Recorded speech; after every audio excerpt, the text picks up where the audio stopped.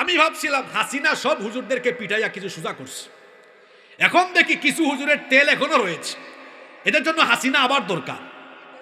আমার দেশে কিছু আলেম এরকম আপনারা দেখবেন, হ্যাঁ আলেমের সাথে থাকবে না, বলবে আকীদায় ডিস্টার্ব আছে, এরকম আছে না? কিন্তু যারা কুরআন সুন্নাহর ধারে কাছেও নাই তাদের সাথে আবার বসবে।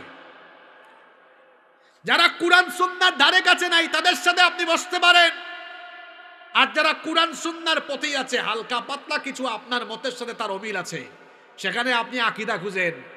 তো যারা কুরআন হাদিসের বিপরীতে আছে তাদের আকীদা কেমন আকীদা গো? হ্যাঁ, আমার তো বুঝে আসে না। আপনি নবী করিম সাল্লাল্লাহু আলাইহি ওয়াসাল্লামের দাওয়াতের সেই সুস্পষ্ট পথ থেকে বিচ্ছিন্ন হয়ে খেয়ানতের পথ ধরেছেন।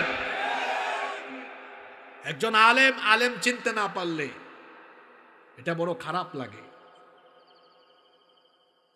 দুঃখ লাগে। আলেম না চিনলেও জালেমরা আলেম চিনে।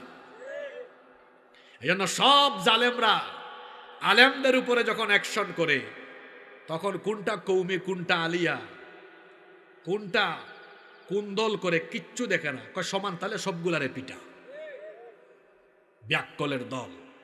আমি ভাবছিলাম হাসিনা সব হুজুরদেরকে পিটাইয়া কিছু সোজা করছে, এখন দেখি কিছু হুজুরের তেল এখনো রয়েছে, এদের জন্য হাসিনা আবার দরকার। কথাটা আমি কষ্ট নিয়ে বলেছি।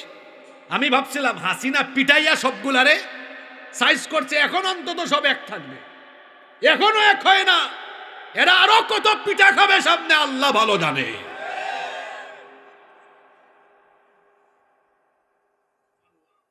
আমার কথায় কি কষ্ট পাচ্ছেন আপনারা? এগুলো তিতা কথা হইলেও এটাই সত্য। আমার ভাই কৌমিতে পড়ে, আলিয়ায় পড়ে, অমুক দল তমুক দল করে, কি সমস্যা? অসুবিধা নাই। 100টার মধ্যে 60টা বিষয়ের সাথে মিল আছে, 40টা অমিল, অসুবিধা কি? আমি তো 51টা বিষয়ের মিল থাকলে 49টা অমিল থাকলেও আমার ভাইয়ের সাথে আমি বুকে বুক মিলাতে রাজি আছি, অসুবিধা নাই। আমি মৌলিক বিষয়ে মিল থাকলেই হয়। আকীদা ঠিক করে, আকীদা ঠিক করতে যে কি করে জালিমদেরকে মেনে নিবে, কিন্তু আলেমকে মেনে নিবে না।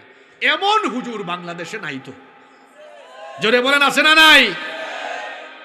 এজন্য এই কথাটা দুঃখ নিয়ে বলেছি। ভাবছিলাম পিঠা সিটা খাইয়া ঠিক হইছে, না এখনো ঠিক হয় না, এদের আরো পিঠা খাইতে হবে।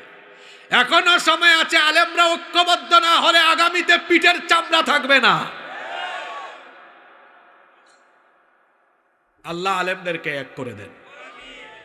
আমি প্রায় 6-7 মাস পরে আজকেই প্রথম শক্ত কথা বলেছি। আমি বাদ দিয়ে দিয়েছিলাম, এগুলো বলতাম না, কারণ আমরা চাই আলেমদের মধ্যে সৌহার্দ্য বাড়ুক, আলেমদের মধ্যে সম্পর্ক বাড়ুক, এক আলেম আরেক আলেমের সাথে দেখা সাক্ষাৎ করুক, কথা বলুক, পাশাপাশি থাকুক, কাছাকাছি থাকুক, সব আলেমরা আল্লাহর দ্বীনের সাথে ঐক্যবদ্ধ থাকুক।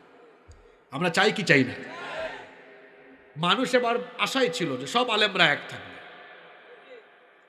আলহামদুলিল্লাহ আমরা এক থাকবো ইনশাআল্লাহ।